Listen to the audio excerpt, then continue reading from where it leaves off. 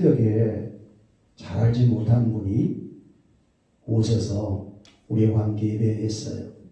그분이 글을 하나 남겨놨는데 부산에 사는데 서희 아파트 친정댁에 왔다고 그래요. 그런데 부모님을 전도해야 되겠는데 전도가 안 되니까 애같은 마음으로 샘물교회 새벽 예배를 참여를 하고 이 교회면 되겠다 그런 마음을 먹고 문자를 남겨놓고 가셨더라고요. 서희 아파트 몇 동 누구누구 이름도 밝히셨고 아버지는 80세 어머니는 81세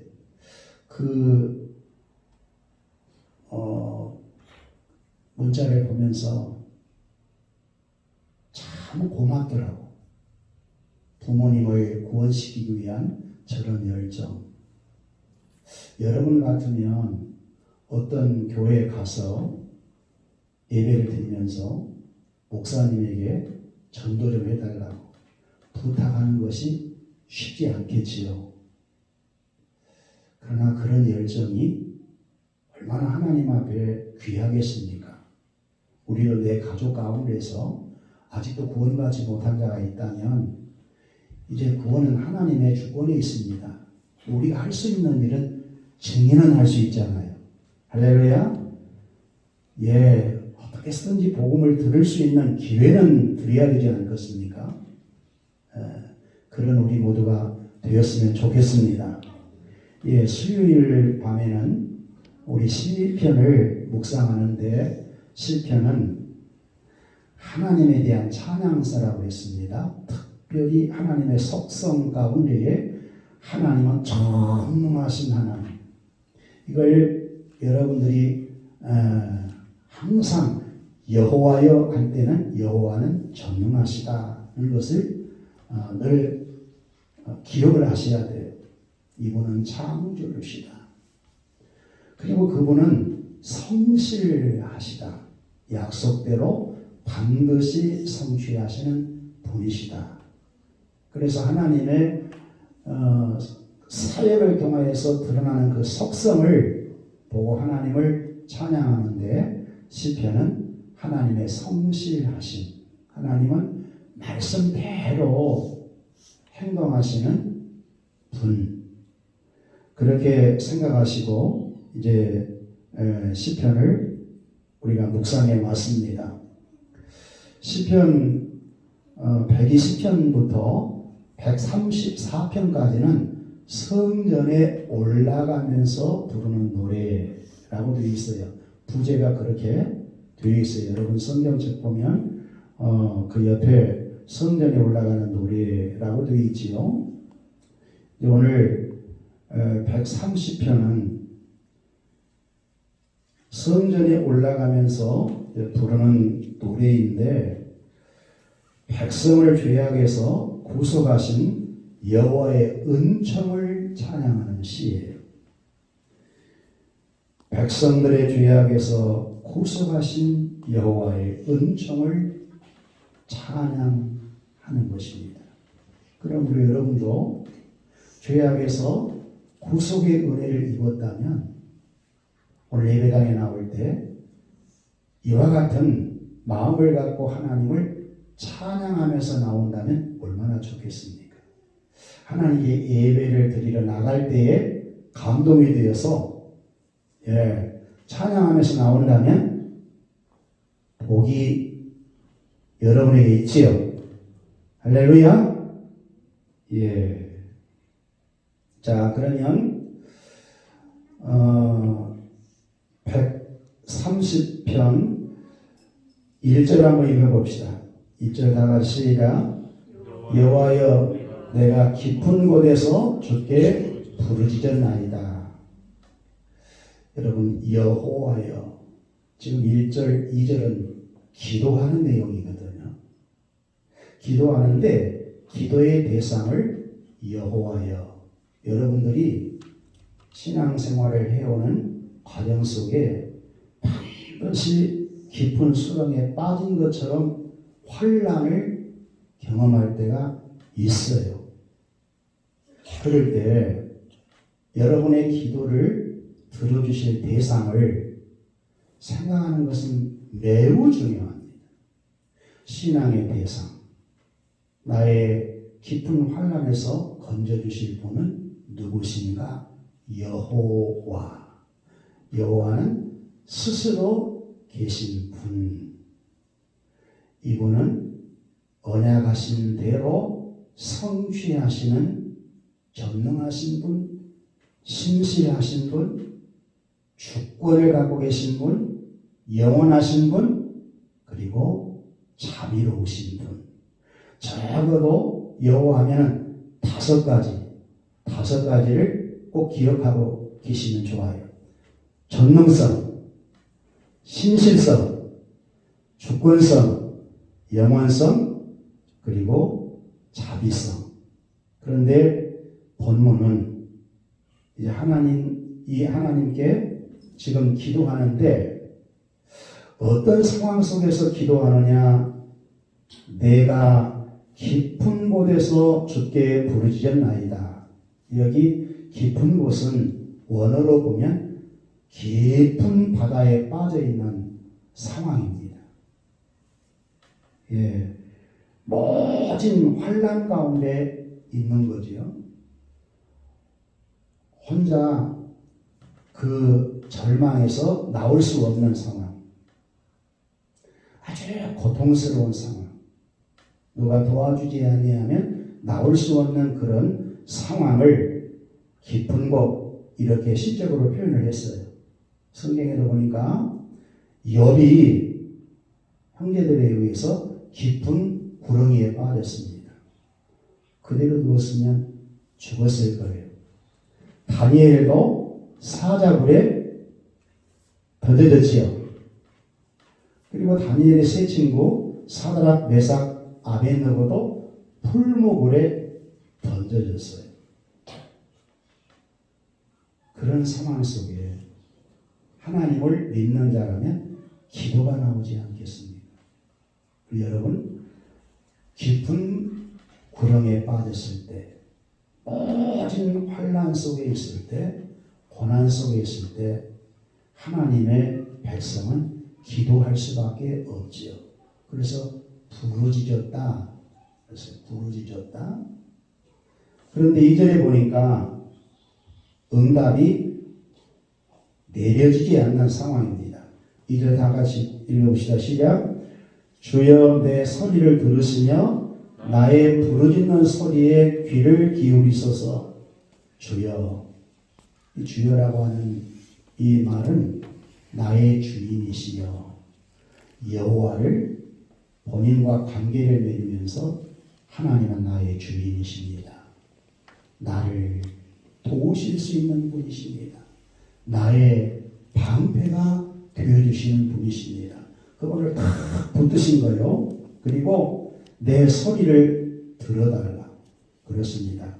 여호와는 인격의 하나님이시기 때문에 반드시 소리를 들으시고 전능하시기 때문에 그 깊은 곳에서 건져낼 수 있는 능력을 갖고 계시는 것입니다. 이 시편 기자는 그 하나님을 자기 주인으로 고백을 하고 있는 것입니다. 그리고 귀를 기울여 달라. 근데 무엇 때문에 이 깊은 수렁에 빠졌을까? 이스라엘은 언약 백성인데 이스라엘 백성들이 고난받는 것은 크게 두 가지였습니다. 하나님이 그들을 연단시키기 위해서 주신 고난이 있어요. 이스라엘 백성들을 애굽에서 출애굽을 해서 광야로 인도하시는 것은 연단의 성격이 강합니다. 그리고 두 번째는 죄악 때문에 깊은 곳에 빠져요. 그것이 약속의 땅 가나안에 들어가서 사사시대에 왜 그렇게 힘들게 살았나? 죄악 때문입니다. 왕정 시대에도 마찬가지입니다. 그리고 바벨론 포로 생활을 할 수밖에 없었던 이유도 죄악입니다.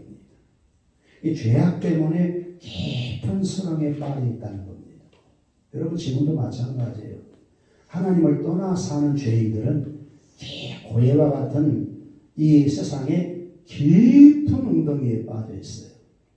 절대로 헤어나올 수 없는. 인생 가운데 가장 무거운 짐이 죄의 짐이거든요. 근데 몰라요. 아주 죄를 굉장히 가볍게 여기는 시대에 살고 있고 죄를 죄로 인정하지 않는 시대에 살고 있어요. 그런데 성경은 절대로 그렇지 않아요. 하나님은 창조주이시면서 하나님은 창조의 세계를 다스리기 위해서 창조의 법을, 자연의 법을 주시고 인간을 이 땅에 살도록 하기 위해서 법을 갖고 계시는 분이시거든요. 하나님은 법을 만드신 분이십니다. 법을 어기는 것이 죄거든요. 근거는 불순종하는 하나님과의 관계가 단절되는 것이지요. 이것이 죄 중의 죄입니다. 그런데 인간은 하나님을 떠나 사는 것이 자유인 줄 알아요. 큰 방정인데도 불구하고 몰라요. 그러나 깊은 구렁이에 빠져 있다고 하는 영적인 의식을 해야 합니다. 여러분들도 믿는다면서 이 죄를 회개하지 않고 이 빠져 있으면은 꼭 다윗이 범죄하고 난 이후에 깊은 수렁에 빠지지 않아요. 그런 체험을 할 수밖에 없는 상황이 있을 수 있다는 거죠. 이스라엘 민족도 그리고 이 시편 기자도 이 깊은 곳에 부르짖는 기도할 수밖에 없는 이런 상황을 역사적으로도 경험을 했어요. 3절 보면 부르짖는 이유가 나오거든요. 3절 여호와여 주께서 죄악을 지켜보실진데 누가 서리이까? 주여 누가 서리이까? 여러분 아셔야 돼요. 하나님은 죄악을 감찰하시는 하나님. 하나님은 모든 인생의 죄악을 감찰하신다. 여러분 장로님은 자식들의 마음을 헤아릴 수 있어요, 없어요? 모르지요. 무슨 죄를 범하고 사는지 모르지요. 내 마음을 나도 잘 모르지요. 그런데 여호와는 감찰하신다. 죄악을 감찰하신다. 그분이 창조주시고 그분이 심판주이시고 그분이 구원자이시기 때문에 그분만 받는 고유의 권한이거든.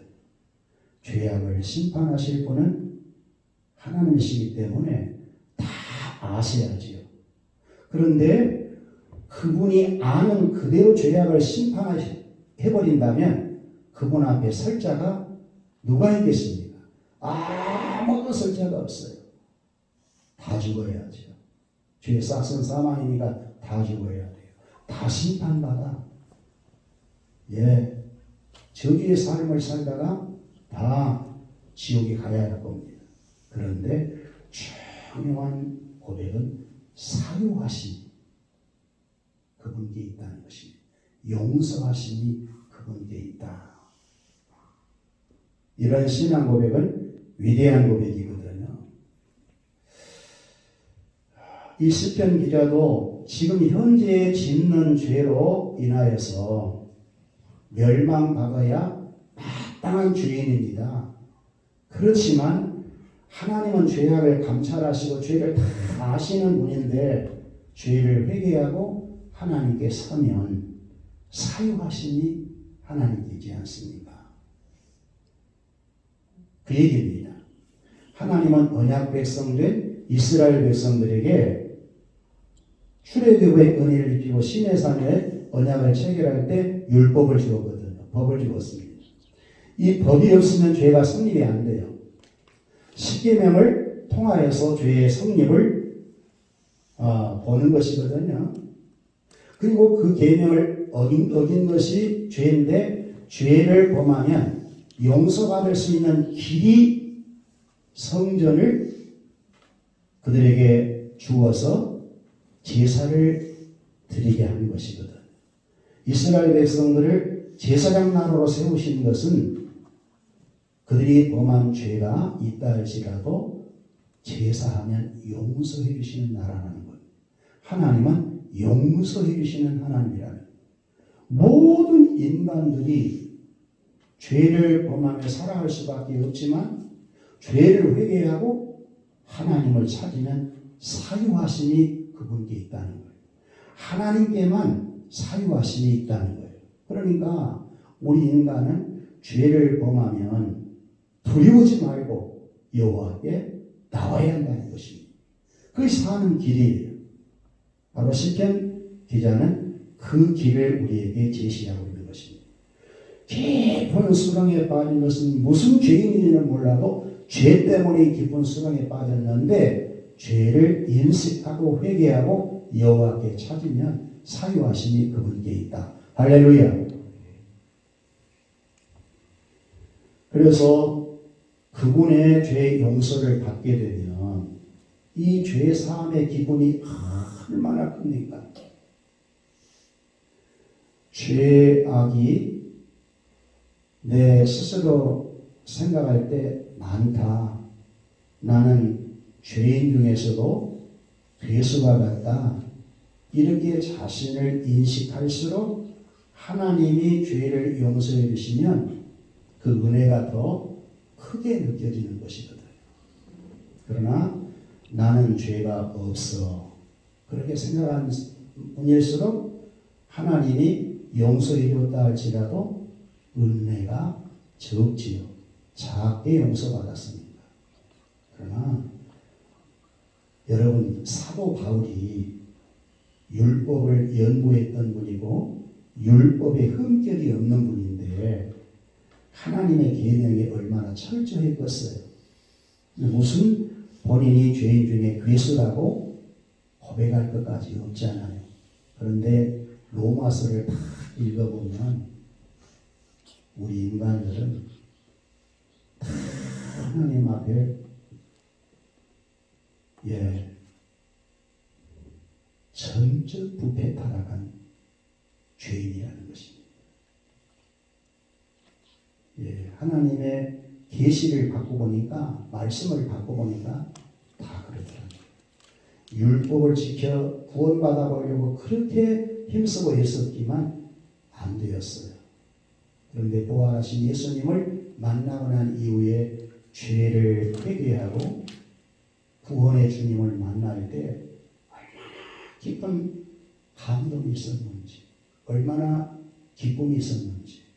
그래서 이 복음을 전해야 되겠다 하고 바로 전도하잖아요. 예수님은 택한 나의 그릇이라 하면서 이방인들을 위해서, 임금들을 위해서, 이스라엘을 위해서 택한 나의 그릇이라. 그렇습니다. 내 자신이 죄인 중에 괴수라고 느낀 사람일수록 죄 용서받게 되면 은혜가 더 커지는 법. 그래서 복음을 전할 수밖에 없는 하나님의 귀한 그릇이 되는 것입니다. 자, 5절 한번 읽어볼까요? 5절 다 같이 시작. 나 곧 내 영혼은 여호와를 기다리며 나는 주의 말씀을 바라는도다. 죄를 지금 회개했어요. 부르짖으면서 여호와여 주여 회개기도를 한 것입니다. 왜? 죄 때문에 깊은 수렁에 빠졌으니까. 하나님은 죄를 회개하면 용서해 준다고 이미 원하신 하나님. 하나님 앞에 죄를 회개하고 난 이후에 고백입니다. 나 곧 내 영혼은 보세요. 나를 곧 뭐라고 했습니까? 내가 누굽니까? 영혼이라고 했죠. 여러분 육체는 여러분을 모시고 있는 집에 불과하지 육체가 여러분이 아닙니다. 육신의 소욕이 여러분이 아니에요. 나 곧 내 영혼. 영혼이 나이구나. 육체가 죽는다 할지라도 영혼이 죽지 않지요. 할렐루야. 그런데 죄를 범하면 하나님과 분리되기 때문에 영혼에서 하나님이 떠나면 그게 죽은 목숨인 것 같아요. 만족이 없어요. 하나님이 떠난 상태의 영혼은 항상 공허하거든요. 혼돈스럽거든요. 어둠 속에 있거든요. 육체의 욕심대로 다 해보아도 만족이 안 돼요. 우리 인간은 굉장히 크게 만들어 놓았어요. 우리 육체를 흙으로 만들 때 그 육체 안에 하나님의 생기를 부어 영혼을 만들어 놓거든요. 영혼은 하나님과 교감이 있도록 만든 것이거든요. 그런데 이 죄는 하나님과 분리시키기 때문에 죄를 범하면 영혼이 혼돈을 가져오게 되는 것이죠. 그런데 죄를 회개했더니 영혼이 살아나. 나 곧 내 영혼은 여호와를 기다리며 그랬어요. 영혼에 가장 필요한 것은 뭘까요? 또 영혼이 돈이 필요할까요? 권력이 필요할까요? 명예가 필요할까요? 무엇이 필요할까요? 영혼은 여호와입니다. 할렐루야. 하나님이십니다. 하나님이 필요해요. 그분의 말씀이 필요한 것입니다. 여러분 영혼에 예수 한 분 모시면 영혼이 만족하지 않습니까? 할렐루야. 예수 한 분 모시면 만족하지 않아요? 복음이면 충분하지 않습니까? 내 영혼은 여호와를 기다리며 죄를 회개하면 하나님과 연합되거든요. 동행하거든요. 정말 우리가 신앙생활하면서 이것저것 참 구하고 하나님께 간구해야 되겠지만 정말 여러분들이 신앙생활을 행복하게 하려면 여호와와 동행하는 삶, 하나님이 나와 함께 하시는 삶, 하나님이 함께 하시면 형통하거든요. 아멘. 동행하는 것. 그래서 내 영혼은 여호와를 기다리며 나는 주의 말씀을 바라는도다. 하나님으로부터 말씀을 통하여서 기도의 응답을 받고 싶다는 얘기거든요. 다시 말하면 너의 모든 죄를 사해 주었다 라고 하는 하나님의 말씀이 내게 확신으로 딱 차면 얼마나 기뻐요. 하나님이 죄 용서를 해주었구나. 이 시편 기자는 그 경험을 하고 있습니다. 파수꾼이 아침을 기다림보다 내 영혼이 주를 더 기다리나니 참으로 파수꾼이 아침을 기다림보다 더하도다. 하나님을 만나 응답받고 싶어. 죄 용서를 하나님이 해주었다고 하는 확신을 갖고 싶어. 그런데 그 경험을 해요. 자, 이스라엘아 여호와를 바랄지어다. 이제는 자기뿐만 아니라 이스라엘로 여호와를 바라라고 요청을 합니다. 여호와께서는 인자하심과 풍성한 따라합시다. 속량이 있습니다. 여호와께는 인자하신 이거 헤세드거든요. 이 헤세드는 인내와 긍휼입니다. 하나님은 대단히 인내하시는 분, 긍휼을 갖고 인내하시는 분. 언약 백성된 이스라엘은 하나님의 장자들이거든요. 그들이 범죄에도 참아주어. 어떤 심정으로? 긍휼의 마음으로. 아버지가 자식이 죄를 범할 때 그 죄를 회개하고 돌아오기를 기다리는 것처럼 하나님은 기다리신다는 거예요. 그것이 예수님이 신약의 탕자비 위에서 말하는 아버지와의 자녀의 관계이거든. 허랑방탕한 그 아들을 그 죄값으로 보면 끝내야 돼요. 근데 아버지와 부자 사이는 끝을 낼 수 없는 사이거든. 인자와 긍휼로 기다리신다는 거예요. 그리고 결국은 풍성한, 여기 보니까 속량이라고 했어요. 무슨 얘기일까요? 무슨 죄라도 다 용서해 줄 수 있는 분이라는 것입니다. 할렐루야. 그래서 예수님의 구속은 완전하다, 이렇게 신약에 말씀하고 있는데, 이런 애언에 대한 성취이거든. 여러분들이 지은 죄, 여러분들이 생각한 그 이상 하나님은 죄를 용서해 주는, 여러분들이 생각하는 그 이상만큼 죄를 용서해 주시는 분이라. 우리의 지성의 타락죄, 우리의 감정, 우리의 의지, 과거, 현재, 미래 모든 죄를 통틀어나는 죄 중에 괴수입니다 해도 우리 죄를 회개하고 하나님께 용서를 구하면 다 용서해 주시는 하나님. 할렐루야. 그런 하나님을 만나셔야 돼요. 너무 찌찌하신 하나님 만나면 안 돼요. 그리고 죄 용서를 받았는데 다 이 죄 문제 갖고 나와서 막 질질 짜고 또 용서해 주세요, 용서해 주세요. 한번 용서했으면 하나님이 용서해 줬다는 확신을 못 가지면 동일한 것 갖고 막 반복적으로 그러면 하나님에 대한 신뢰가 떨어지거든요. 하나님은 죄를 사유해 주시는 이유는, 죄를 용서해 주시는 이유는 경외케 하려 하십니다 그랬어요.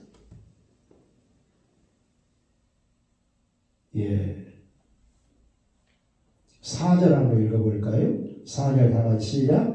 그러나 사유하심이 주께 있음은 주를 경외하지 못하시겠습니다. 누가 하나님을 경외하느냐?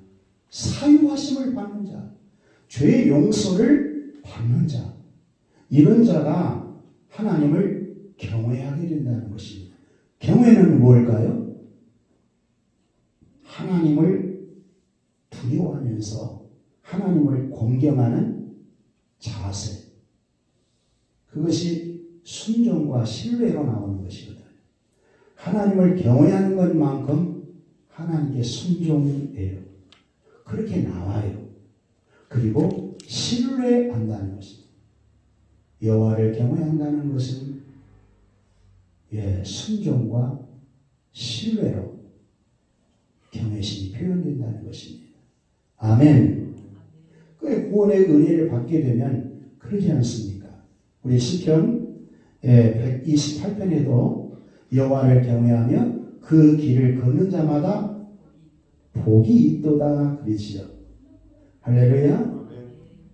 하나님을 경외하고 길을 걷는다고 하는 건 순종한다 그러면 그런 말이거든요. 하나님을 신뢰하고 순종하는 삶, 이런 사람은 복이 있도다. 행복한 사람들이다. 여러분들이 그런 분 되시기를 축복합니다. 그리고 인자하심과 풍성한 속량이 있음이라 하면서 8절이 결론입니다. 8절 다 같이 읽읍시다. 시작. 그가 이스라엘을 그의 모든 죄악에서 속량하시리로다. 자기 죄뿐만 아니라 이스라엘 국가적인 모든 죄도 속량하실 수 있는 큰 분이라는 거예요. 다 속량해 주실 것을 믿는다는 것입니다. 그래서 개인의 죄뿐만 아니라 그 바벨론의 70년 포로에서 회복에 나온 것이거든요. 그들의 죄보다 하나님의 성량이 더 크시니까. 그들의 죄악보다도 하나님의 용서해 주심이 더 크신 분이시니까. 할렐루야. 그래서 백성을 죄악에서 구속하신 여호와의 은총을 성전에 가면서 찬양하고 있다는 것입니다. 그래서 아마 바벨론 포로 이후에 그 이스라엘의 절기 때가 되면 성전을 향하여 나가야 된다고 했잖아요. 그러면서 하나님이 내가 이렇게 죄 때문에 깊은 구덩이에 빠져 있었는데 하나님께 부르짖고 여호와는 나의 주님이십니다. 내 소리를 들으시고 귀를 기울여 달라고 하면서 나는 죄를 범한 죄인이기 때문에 하나님 앞에 설 수 없지만 사유하심 있기에 하나님이 용서해 준다고 하는 말씀 있기에 죄를 회개하고 하나님께 나아갑니다. 용서하십시오. 그럴 때 하나님이 죄 용서를 해줬다고 하는 그 확신, 이것을 더 넓혀서 이스라엘에게 말하면서 이스라엘도 국가적으로 하나님께 그 죄에 대한 징계를 받았지만 포로 70년을 했지만 그 이후에 회복을 시킨 것을 보면 우리의 죄보다 더 크신 하나님이십니다. 하나님은 죄에 대한 징계를 내리지만 그것으로 끝내는 것이 아니고 다시 회복을 시키시는 하나님. 할렐루야. 그래서 이 시편 130편에는 예수님이 저와 여러분의 죄를 대속하기 위해서 깊은 수렁에 빠진 것이 십자가의 죽으심입니다. 할렐루야. 그리고 예수님의 십자가의 죽으심은 한 번의 제사로 영원한 속죄를 이루었다 했거든. 그리고 거룩하게 될 자들을 하나님이 온전케 하셨다. 예수님의 십자가의 피 단번의 제사로 온전하게 하셨느니라 그랬거든. 그러니까 여러분은 예수님의 피로 속량 곧 죄사함을 받고 온전한 하나님의 사람으로 거듭 나온 것입니다. 할렐루야. 비록 온전하지는 못하고 온전을 향하여 가는 성화의 구원에 이르러가고 있지만 여러분의 신분은 의인입니다. 하나님의 자녀인 것입니다. 믿습니까? 129편에 그랬잖아요. 악인은 망한다는 거예요. 129편을 기록했던 분은 어릴 때부터 너무 악인들에게 고난을 받았다. 괴로움을 받았어. 그 괴로움이 굉장히 많았어. 그런데 결국은 악인들은 지붕에 있는 풀처럼 사라진다. 그랬지요. 의인들은 고난이 있어도 결국 승리한다. 그랬지요. 하나님을 의지하는 자는 승리한다는 것입니다. 할렐루야. 이런 깊은 고난 속에 있다 할지라도 하나님께 죄를 인정하고 용서해 달라면 언제든지 죄보다 더 크신 하나님은 사유해 주신다라고 하는 것을 기자에게 이스라엘 백성들에게 알리고 있다는 것입니다. 그러다면 이분이 보내신 예수는 오늘 새 언약 백성된 우리는 얼마나 더 확신 가운데 살아야 할까요? 여러분 죄에 대해서 민감하세요. 그리고 다윗처럼 왕의 절정에 있을 때 간음죄를 범하고 은폐죄를 범하고 살인죄를 범하여서 그 죄가 미치는 영향이 얼마나 컸어요. 얼마나 큰 비극을 가져왔습니까. 이렇게 죄가 나쁜 것인데 순간의 쾌락을 즐기기 위해서 죄를 범하였더니 그 결과가 그렇게 나쁘게 나타났는데 그럼 예수님이 우리가 지은 죄 때문에 당하실 고난에 대한 그림자이기도 하거든요. 근데 우리가 죄를 즐겁고 죄와 일맞추고 살 이유가 있습니까? 절대로 없지요. 죄와는 이별하시고 의롭게 사는 것이 여러분들이 가야 될 길 아니겠습니까? 할렐루야. 하나님을 경외하고 그 길을 걷는 자마다 복이 있다 했으니 구속의 은혜를 깊이 감사하며 찬송 안에 사는 여러분 될 수 있기를 축복합니다. 기도하겠습니다.